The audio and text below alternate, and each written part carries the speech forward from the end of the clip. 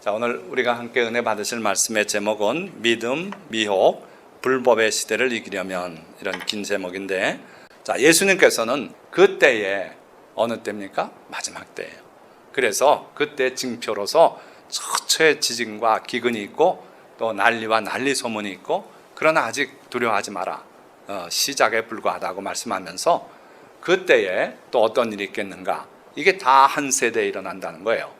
그러니까 우리가 살고 있는 이 세대에 이런 일이 다 종합적으로 일어나고, 그러고 예수님께서 드디어 다시 오시는 그러한 시점이 이제 열리게 되는데, 바로 그때에 사람들이 너희를 환난에 넘겨주겠으며 너희를 죽이리니 너희가 내 이름 때문에 모든 민족에게 미움을 받으리라. 그때 많은 사람이 실족하게 되어 서로 잡아주고 서로 미워하겠으며, 제가 그동안에 놓쳤던 부분이 이거예요.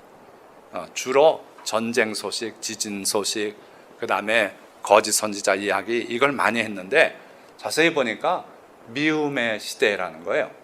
어떤 면에서 미움이냐면 내 이름 때문에 모든 민족에게 미움을 받으리라. 그리고 서로 잡아주고 서로 미워하겠다.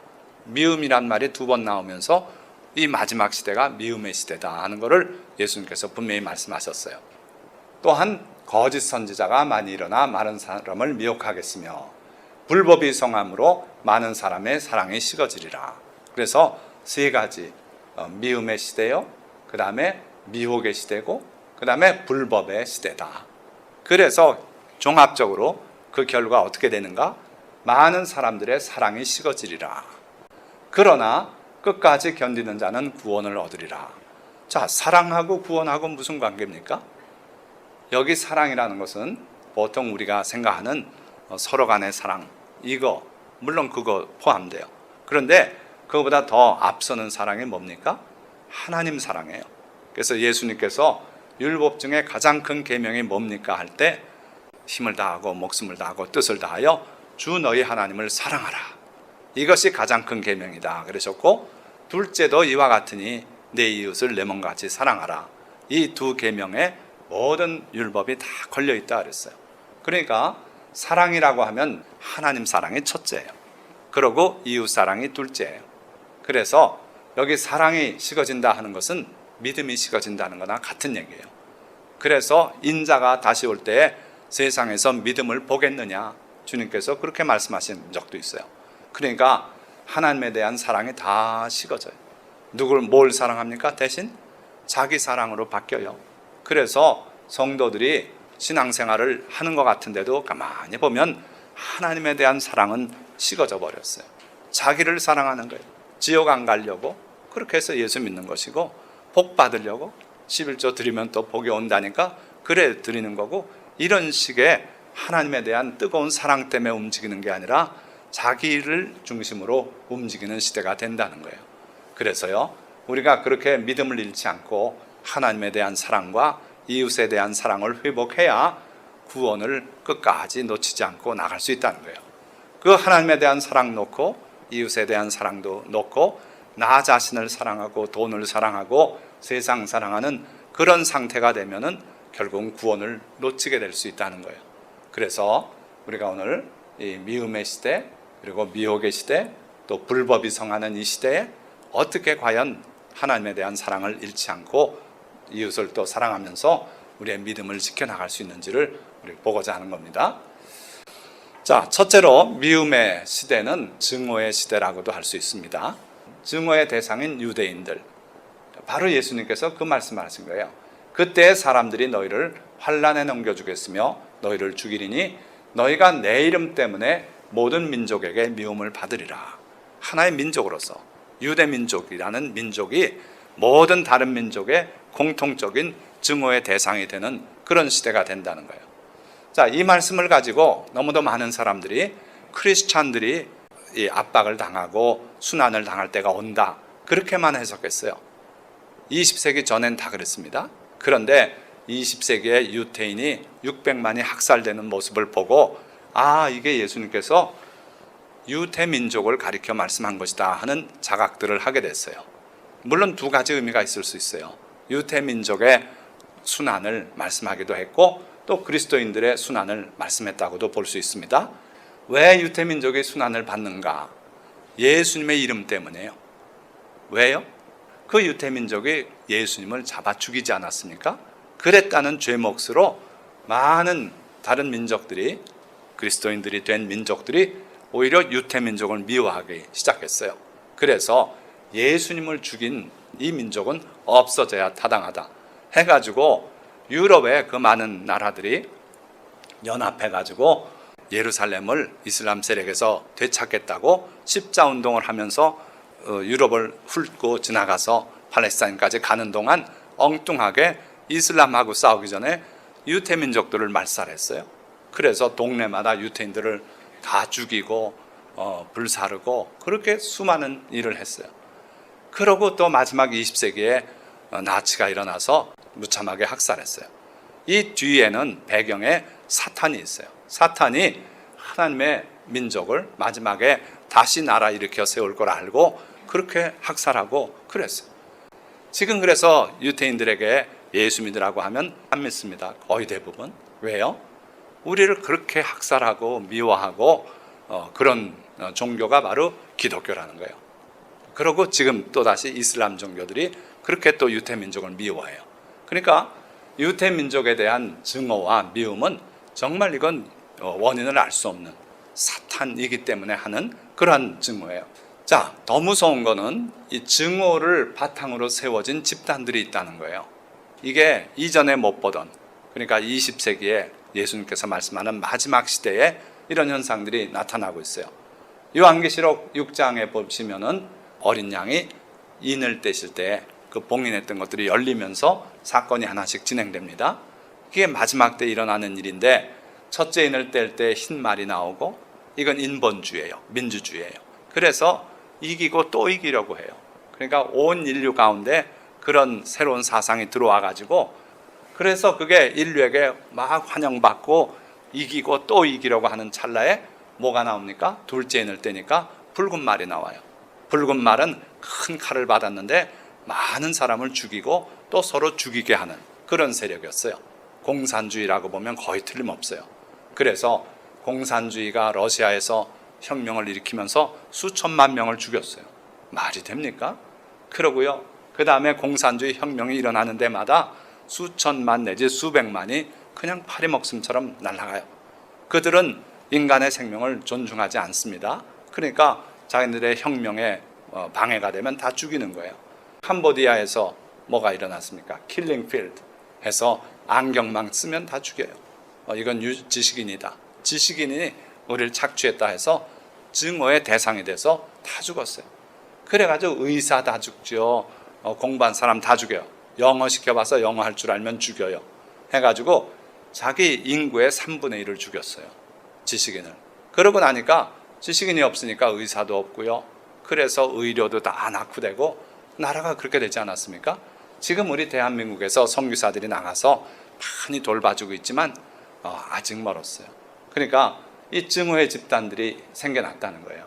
더군다나 근래 와서는 이슬람 극단주의가 증오 집단으로서 큰 문제를 우리에게 던져주고 있어요. 이란 혁명이 일어나면서 극단주의 이슬람이 이 지구상에 첫 국가를 세운 거예요. 그 전에 종교는 종교고 국가는 국가대로 그냥 전 세계의 한 국가로서 이렇게 행동했는데 이란이 혁명을 일으켰어요. 회교 혁명이죠. 이슬람 혁명. 그래가지고 종교로 다스리는 나라가 생겨난 거예요. 그런데 거기에는 증오심이 있어요. 탈레반이 일어나서 많은 사람들 죽이고 있죠. 거기다 최악의 이슬람 극단주의가 이슬라믹 스테이트, IS라고 하는 집단이 일어났죠. 처음엔 큰 관심이 없었습니다만 이 사람들은 진짜 증오로서 그냥 거침없이 사람을 죽여요.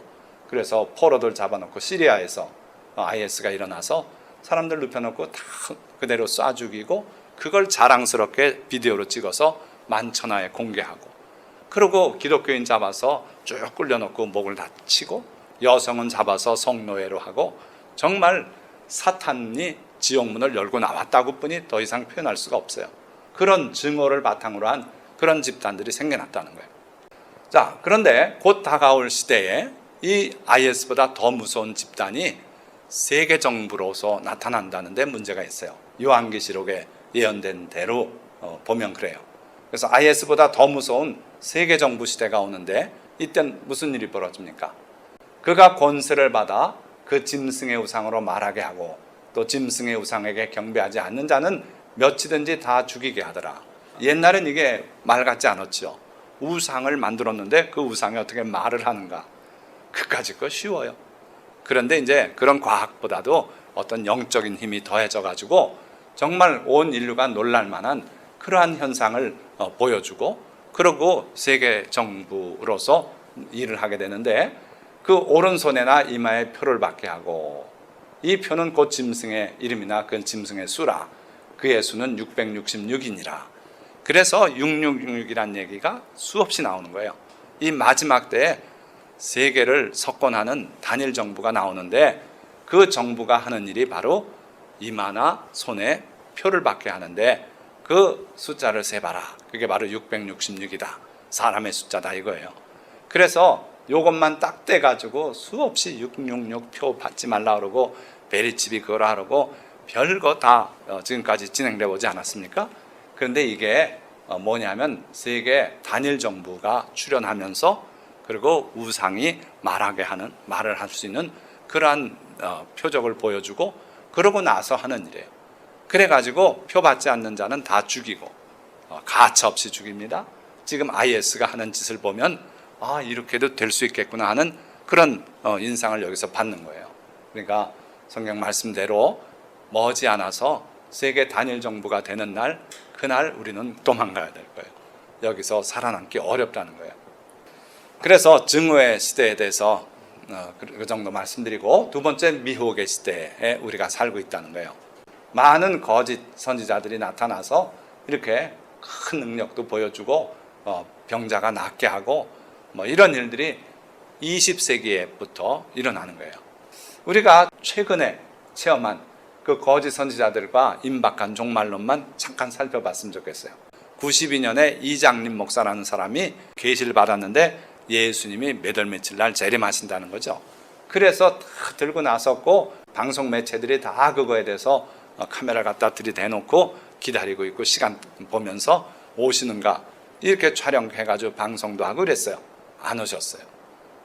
그 다음에 헤럴드 캠핑이라고 미국의 점잖은 분이 패밀리 라디오라고 해서 미국 전역에 방송되는 그리고 또 세계 여러 곳에 방송되는 그런 라디오 방송을 가지고 이분이 또 휴거를 정확히 날짜를 짚었어요.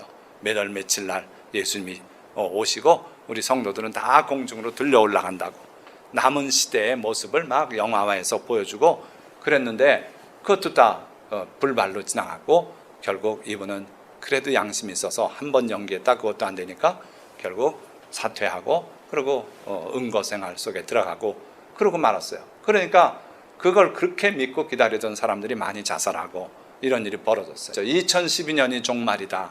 그거는 이 마야 달력을 보니까 그 해가 끝이다 하면서 별 쓸데없는 근거를 대면서 이때 결국 큰 혜성이 지구를 때린다든지 인류의 종말이 온다고 그렇게 협박을 했어요. 그런데 지나갔습니다. 2013년 베리칩이 오바마 건강법에 따라서 미국민 전 국민에게 강제로 시행되고 그러고 그게 666표고 결국 세계 정권이 들어서고 종말이 온다고 그렇게 떠들었어요. 1년만 있으면 그렇게 될 것처럼. 그런데 그렇게 됩니까? 이 베리칩에 대해서는 제가 아니라고 글을 다 써서 우리 카페에 올린 적이 있어요. 없어요. 없어졌어요. 베리칩은. 만드는 회사도 없어졌고 생산도 포기했고 그거는 되지 않을 일이에요. 그런데도 그렇게 된 이후에도 베리칩을 내세워서 그렇게 주장을 해요. 지금도 동부터미널 맞은편에 피켓 들고 그러고 전하는 사람들이 있어요. 베리칩 하면서 속지 마세요. 또 작년에는 땅굴로 북한군이 넘어와가지고 대한민국을 혼란시키고 전쟁이 일어나고 그리고 여성들은 잡혀서 성노예가 되고 어린아이들 노인들은 인육 먹는 대상이 되고 그런다고 난리 났다 그래가지고 그 말 듣고 저 동남아시아로 피신 갔던 사람들 많이 있었잖아요. 그러나 어디 그렇게 됩니까? 그렇지 않아요. 그 다음에 이제 올해 블러드문, 테트라드 블러드문 해가지고 난리 쳤습니다. 그렇지 않죠. 이 오호 목사라고 하는 분 또 한국 전쟁 일어난다고 뭐 봤다 그러고 아주 웃기는 일들이 참 많았어요. 그럼 이제 끝났습니까? 계속 있을 겁니다. 왜요? 사탄이 이걸 즐기는 거예요.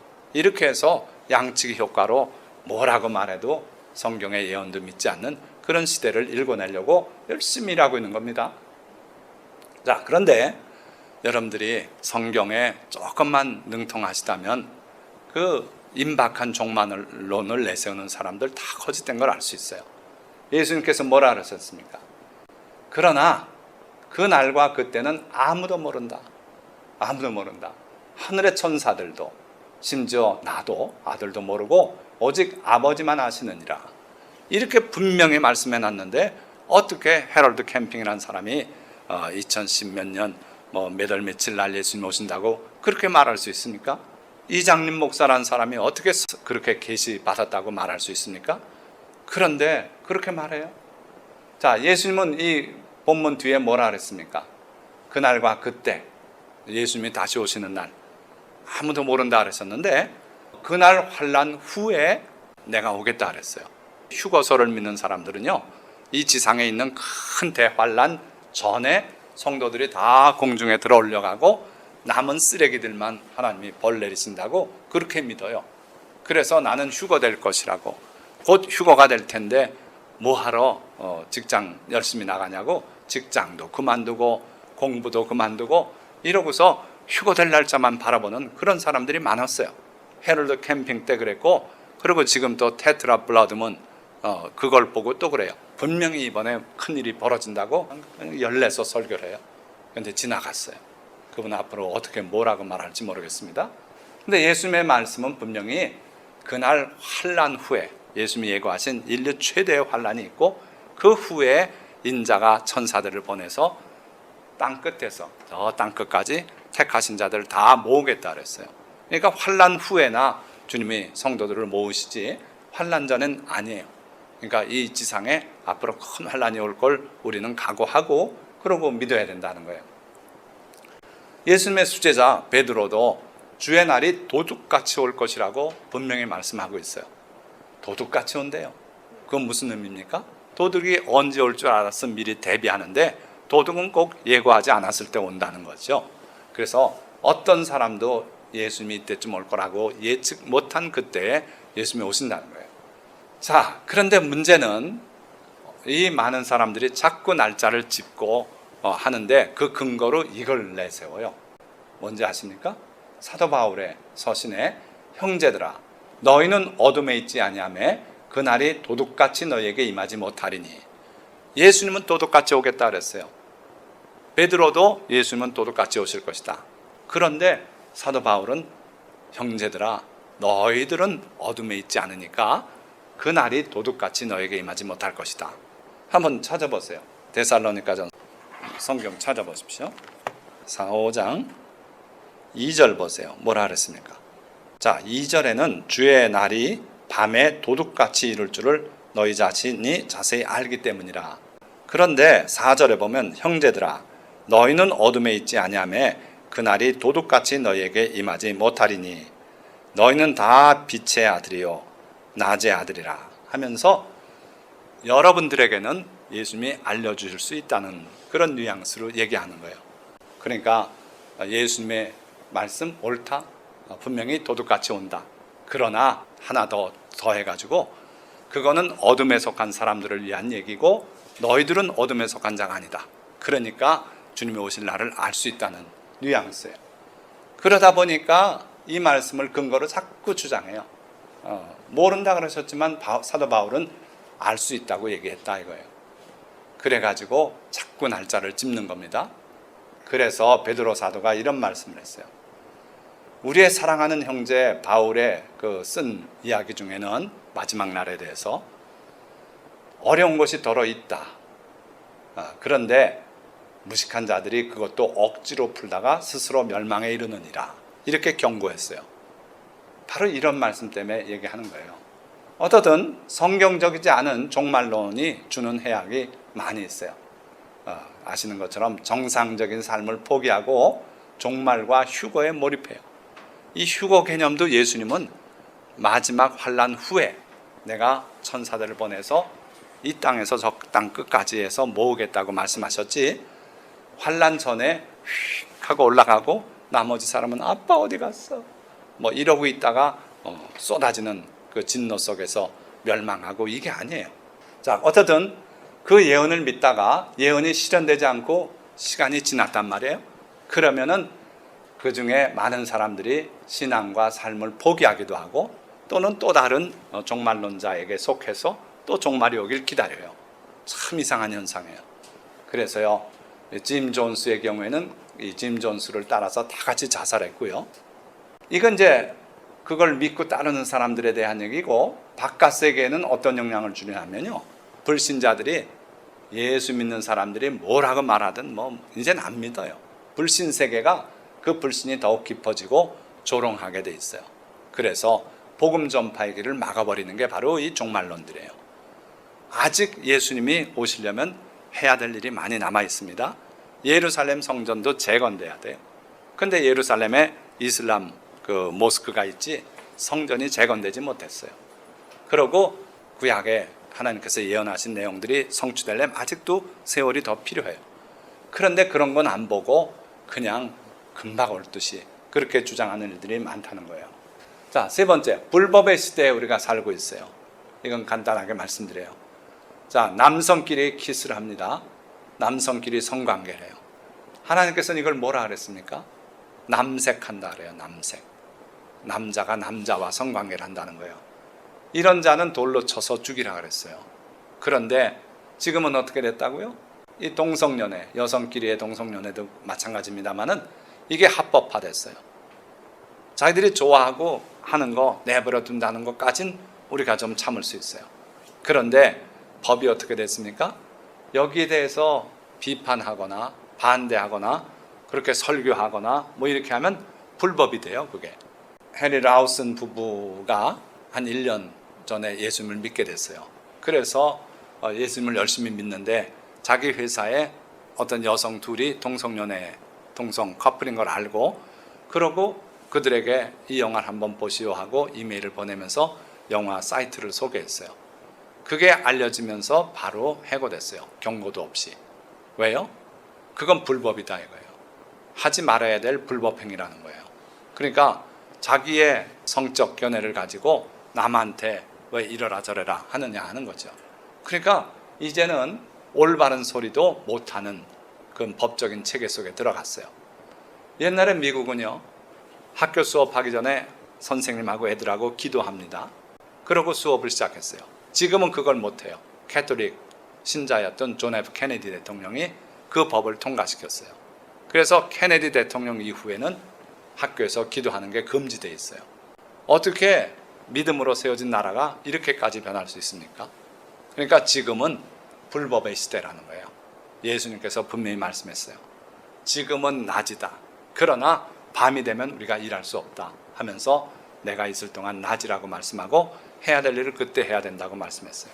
그러니까 지금 시대에서 나가서 동성연애 반대하고 전단 뿌리고 이러면은 바로 체포돼서 형무소 가는 그런 시대에 우리가 살고 있다는 거예요. 이분은 데이비스라고 하는 여성인데 미국 공무원입니다. 그런데 동성 부부들이 와서 결혼 서류를 내는 거예요. 이 여성은 그걸 거부했어요. 나는 신앙 양심상 동성 커플의 결혼은 인정할 수 없다. 그리고 그 서류 받기를 거부했어요. 그런데 체포했어요. 그래서 형무소를 갔어요. 반면에 이건 뭔지 아십니까?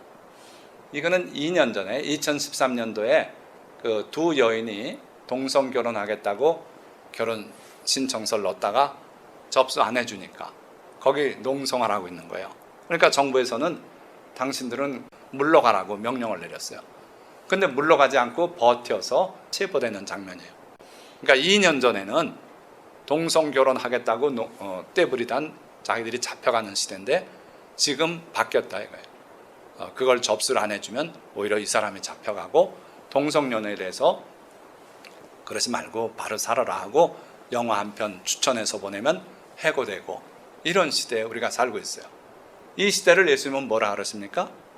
불법이 성함으로 사랑이 식어지리라고 하는 그 시대예요.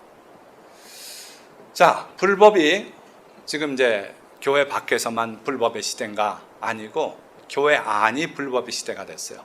자, 보세요. 그날에 많은 사람이 나더러 이르되 주여 주여 우리가 주의 이름으로 선지자 노릇하며 주의 이름으로 귀신을 쫓아내며 주의 이름으로 많은 권능을 행하지 아니하였나이까 하리니 그때 내가 그들에게 밝히 말하되 내가 너희를 도무지 알지 못하니 불법을 행하는 자들아 내게서 떠나가라 하리라. 자, 예수님께서 말씀하신 대표적인 설교 중에 하나예요. 그날에 많은 사람들이 나더러 와서 말하기를 주여 주여. 이건 예수님을 알고 예수님을 주인으로 섬겼다는 증거입니다. 우리가 주의 이름으로 선지자 노릇했고 주의 이름으로 귀신 쫓아냈고 주의 이름으로 많은 권능을 행하지 아니하였습니까? 그때 예수님께서 밝히 말하되 내가 너희를 도무지 알지 못하노니 불법을 행하는 자들아 내게서 떠나가라 하리라 하시면서 뭐라 그랬습니까? 내 아버지의 뜻대로 행하는 자라야 천국에 들어가지 나더러 주여 주여 한다고 다들 하는 거 아니라는 거예요. 그럼 아버지의 뜻이 뭡니까? 문제는 그거예요. 아버지의 뜻은 이미 구약 성경에 다 기록이 돼 있어요. 그래서 예수님께서 마귀를 물리칠 때도 그 구약 성경 가지고 다 물리친 겁니다. 그게 아버지의 뜻이에요. 그리고 예수님 통해서 전하신 내용이 다 아버지의 뜻이에요. 자, 그런데 이 사람들은 예수님을 믿노라 하면서도 아버지의 뜻이 아닌 불법, 이게 원어로 보면 아노미야, 아라는 것은 반대 뜻이죠. 노움, 이게 노모스가 율법이란 뜻이에요. 그러니까 율법 없이 사는 사람들이에요. 율법을 반대하고 율법을 다 버린 사람들이에요. 하나님의 법은 다 버리고 따라서 하나님의 뜻과 무관하게 자기들의 신앙 따라 사는 사람들이 있다는 거예요. 그래서 많은 일도 해요. 선지자 노릇도 하고 귀신도 쫓아내고 하는데 나하고 무관하다는 거예요. 예수님께서 나는 제사 음식 먹지 말라 그랬는데 제사 음식 다 나한테 가져오시오. 내가 목사인 줄 알고 안 가져오는 모양인데 내가 먹을 테니 가져오라고. 이런 목사는 예수님의 뜻과는 무관한 사람이에요. 율법 없이 사는 사람이고 불법의 사람이에요. 그래서 그런 사람들이 구원받지 못할 것이라는 것을 예수님은 분명히 말씀했습니다. 자, 그 증거로서 이 사람의 이야기를 들어보세요. 누굽니까? 미국에서 유명한 신사도 운동의 최전선에 서 있었던 타드 벤틀리라고 하는 목사예요. 이 사람은요, 온몸에 문신이 되어 있습니다. 조금 아까 봤던 이 사진 보세요. 이걸 목 쳐들고 밑에서 찍은 모습이고 이건 팔뚝이고. 그런데 이 사람 설교가 이런 얘기를 해요. 우리가 율법의 한 문자라도 복종을 한다면, 거기에 순종을 하고 실행을 한다면 성경에는 문신하지 말라는 하나님의 말씀이 있어요. 그러니까 율법에 문신하지 말라는 그 구절대로 그 율법의 한 글자라도 우리가 복종한다면 너 그 셔츠도 벗어라. 그 왜 셔츠를 벗으라 그랬는지 그건 모르겠어요. 거기에 뭐라고 써 있어서 그런지. 그러고 베이컨도 먹지 말고 이게 다 율법이기 때문에 그 율법대로 너 할래? 아니면은 자유인이 될래? 이거예요. 예수님은 율법의 1.1획도 떨어지지 않고 반드시 세상이 끝날까지 이루리라. 지극히 작은 거 하나라도 자기가 행하고 가르치는 자는 천국에서 크다 일컬음 받을 것이다. 그런데 이 사람들은 거꾸로 얘기해요. 율법의 한 글자라도 지키면 나머지도 다 지켜야 되니까 아예 하나도 지켜서는 안 된다는 거예요. 그래서 할례 받을래? 너 할례 받으면 나머지 율법 다 지켜야 되는데 율법이 너 지킬 수 있는 건 줄 아냐? 사람이 못 지키는 거다 이거예요. 그러니까 할례 받지 말라는 거예요. 안식일 지킬래? 너 안식일 지키면 율법 다 지켜야 돼. 그러니까 지키면 안 돼. 그래서 안식일도 피해서 주일날 예배 드려요. 그러니까 이 논리대로 율법의 하나만이라도 지키면 나머지를 다 지켜야 되니까 지켜서는 안 된다. 그렇다면 이게 극단적으로 제가 얘기해 볼게요. 율법에 뭐라 그랬습니까? 살인하지 말라 했는데 가서 그럼 율법에서 벗어나려고 돌아가면서 살인 한 번씩들 해야 됩니까? 간음하지 말라 그랬는데 그 율법도 지키면 안 되니까 그거 지키면은 나머지 법도 지켜야 되니까 간음 한 번씩 하고서 그렇게 살아야 됩니까? 도둑질하지 말라 그랬는데 그것도 가서 어겨서 남의 거 한번 훔쳐와야 자유인이 됩니까? 말이 안 되는 논리예요. 그런데 이상하게도 이 논리를 당당하게 주장하는 사람들이 많아요. 율법의 하나라도 지키면 나머지 율법을 다 지킬 책임이 있으니 너는 자유인으로서 율법에 속박되지 말라. 자유인이다 이거예요. I'm not under the law. 나는 율법 아래 있지 않다. 어디 율법 아래 있고 율법 위에 있는 사람이 있습니까? 하나님의 뜻이기 때문에 하나님 아래서 우리가 순종하는 것뿐이지 그걸 어떻게 율법 아래 있다고 말합니까? 예수님은 그렇게 말하지 않지 않습니까? 지극히 작은 계명 하나라도 버리고 그같이 가르치는 자는 천국에서 지극히 작다 일컬음 받을 것이다. 반대로 지극히 작은 계명 하나라도 지키면 그리고 또 그같이 가르치면 천국에서 지극히 크다 일컬음을 받을 것이다. 그렇게 얘기하는데 어디 율법 아래가 있고 율법 위에가 있고 그렇습니까? 그리고 한 구절이라도 한 글자라도 순종하면 나머지를 다 지켜야 되는 책임이 있다. 안 그렇습니다. 그리스도인들에게는 하나님께서 미리 아시고 요긴한 건 4가지 반드시 지키고 나머지는 너희 생활에서 지킬 수 있는 범위 안에서 지킬 수 있도록 허용을 해주셨어요. 그러니까 굳이 율법을 우리가 어렵게 생각할 거 없어요. 우리 형편에 맞아서 지킬 수 있는 범위 안에서 지키려고 노력하면 돼요. 그래서 지극히 작은 거 하나라도 내게 이렇게 적용하면 되겠다 해서 적용하고 하면 하나님이 기뻐하시고 복 주실 걸 약속한 거예요. 자, 그러니까 이제 결론입니다. 이 3가지 시대에 우리가 살고 있어요. 다시 복습하면 어떤 시대요? 첫째는 증오의 시대, 미움의 시대예요. 둘째는 미혹의 시대를 살고 있어요. 셋째는 불법의 시대를 살고 있어요.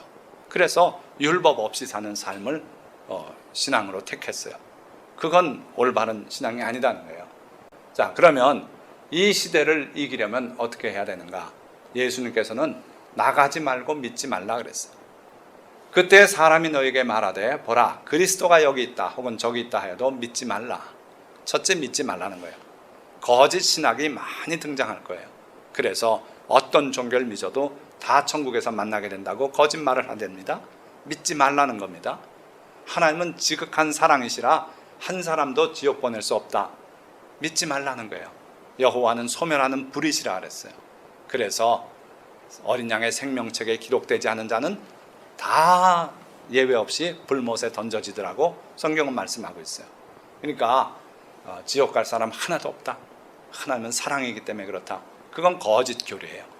그러니까 믿지 말라는 거예요. 거짓 그리스도들과 거짓 선지자들이 일어나 큰 표적과 기사를 보여 할 수만 있으면 택하신 자들도 미혹하리라. 여러분들이 지금 이 자리에 있으니까 제 설교를 듣지요. 나가서 이제 다른 교회로 가보십시오. 분명히 제가 경고드린 메시지를 듣게 될 거예요. 그런데 거기에도 기적과 이사가 벌어져요. 병자가 낫기도 하고 방언도 하고 막 은혜가 충만하게 쏟아지는 것 같고 그렇게 보여서 속지 말라는 거예요. 그렇더라도 거기는 진리가 아니라는 거예요. 내가 너에게 미리 말하였다고 주님은 경고하십니다. 그러면 사람들이 너에게 말하되 보라 그리스도가 광야에 있다. 즉 여기 와서 믿어야 구원받는다. 그런 말 해도 나가지 말고 그러고 골방에 있다 해도 믿지 말라. 그들의 모임에 그들의 집회에 그들의 교리에 참여하지 마십시오. 그거는 분명하게 불법 행위예요. 자, 말씀을 정리합니다. 우리 구주 예수님은 마지막 때를 미움의 시대, 미혹의 시대, 불법의 시대로 예고하셨어요. 정말 그런 시대에 우리가 살고 있어요. 이 시대를 이기려면 하나님에 대한 사랑과 이웃에 대한 사랑이 식지 않도록 해야 돼요.